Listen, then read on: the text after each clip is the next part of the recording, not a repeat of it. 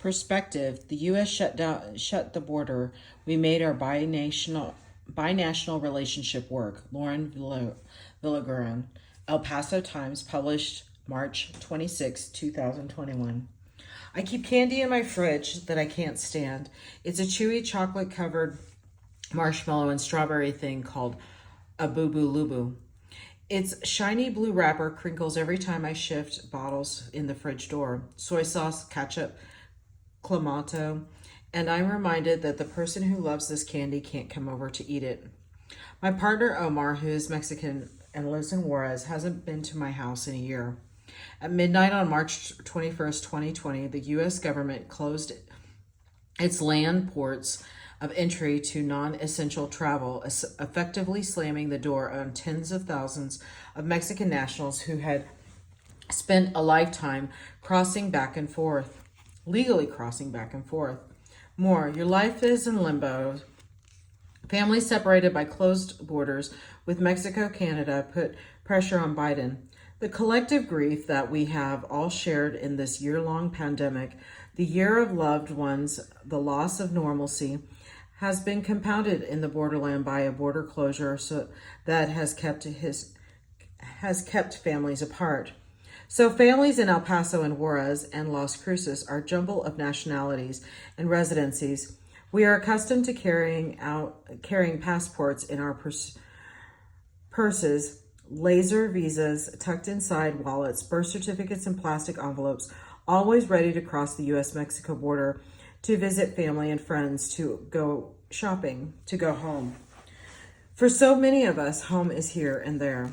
The border restrictions wiped half of our binational life, like a school teacher erasing a part of the map on a chalkboard. Mental health professionals say the pain of that loss and the powerlessness to change it has a name.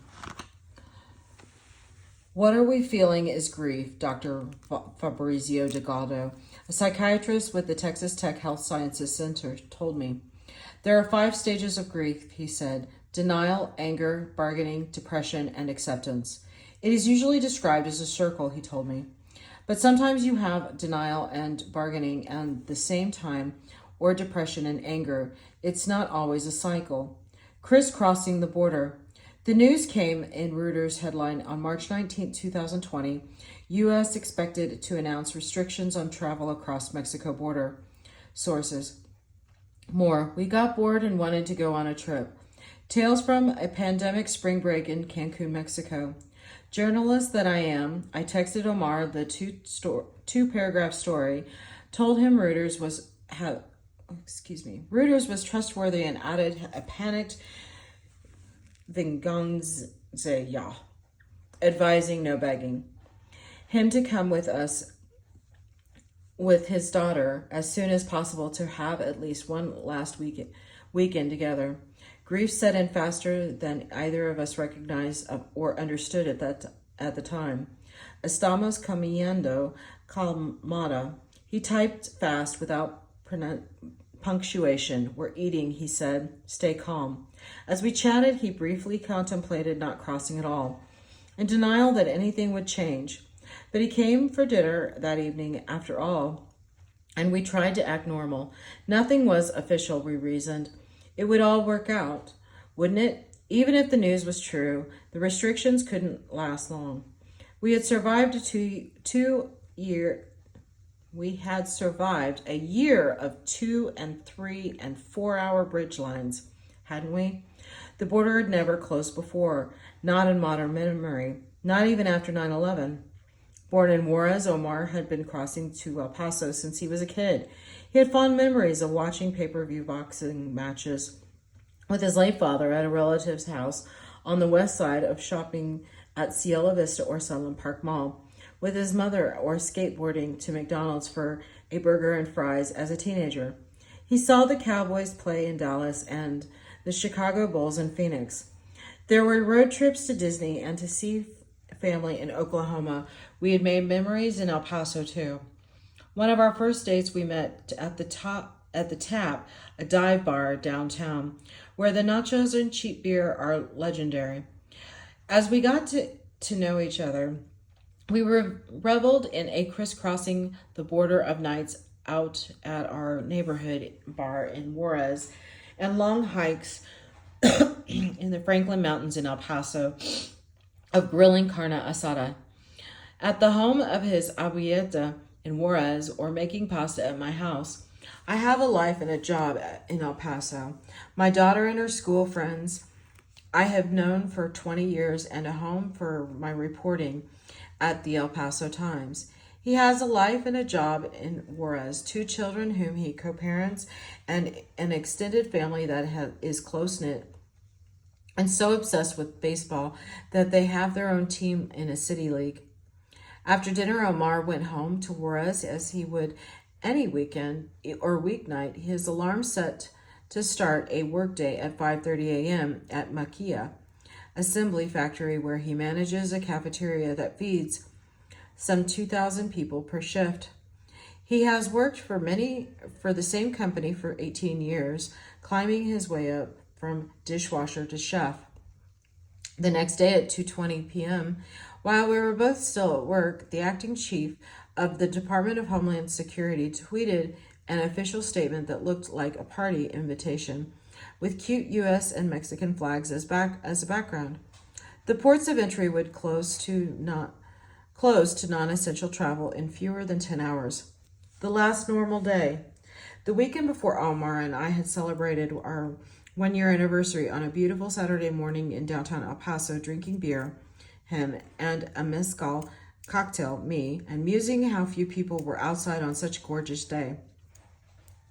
Anyone who has ever dated across cultures or borders will understand how the first year together came with enormous challenges as we wrestled to understand and learn from one another.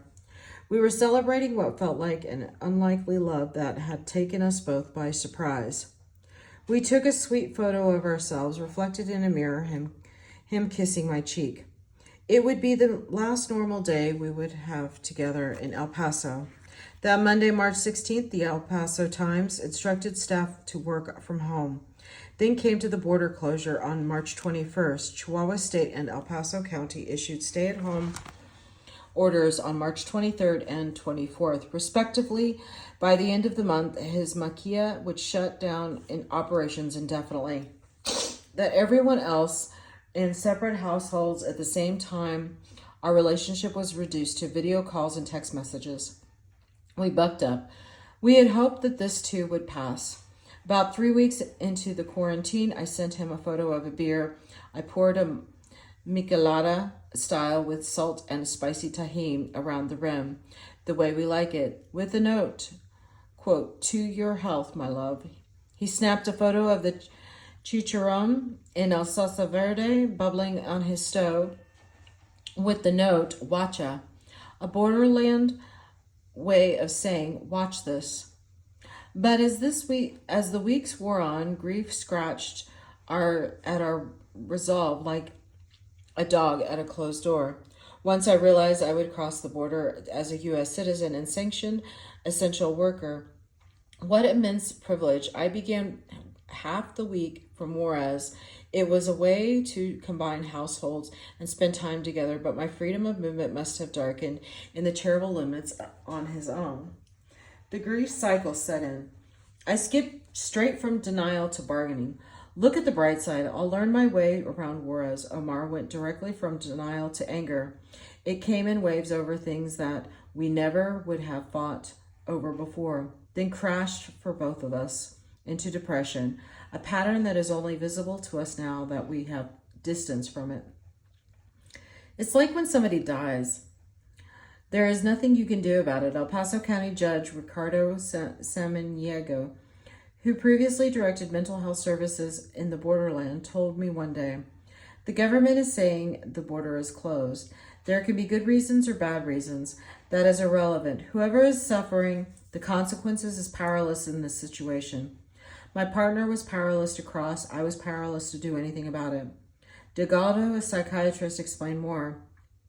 When the border was closed for a week, there was a hope that next week it was going to be reopened. Now the COVID-19 cases go up or the cases go down. The president changes. The border is still closed. There is more vaccine. Still, the border is closed. What happens then is learned helplessness. It's a psychological response. If we learned anything in the past year, it's just how important our closest relationships are to our mental health and how a video call is no substitute for warm embrace, for being there for one another in tangible ways. My situation isn't unique. I know people whose marriages and partnerships span the border, or whose work life is on one side and whose family life is on the other, whose aging parents are on the south side and whose growing children are on the north. The combinations may be diverse, but for those whose lives bridge the line, the grief and frustration are nearly universal. Texas, Chihuahua, and many other U.S. Mexican states have fully reopened for business. Every day, nearly 2 million people in the U.S. are getting a shot in the arm around the country. People finally have hope they'll soon have their lives back. But a year into the border restrictions, the White House hasn't offered a guideposto. Let us know here on the border when the restrictions might be lifted and we'll get our binational lives back. My partner and I have found our rhythm, happiness. Even I have learned my way around Juarez, and I think he is proud of me for that. We play softball together on a co-ed team once a week in his hometown and take our kids to the park on the weekends. But neither of us have transitioned to real acceptance. We may accept that things are the way they are now, ni modo, nothing we can do about it. But not that they will stay this way. How could we? Acceptance would mean giving up hope. So I keep the boobalooba in my fridge, waiting for him. This is the end of this article. Thank you.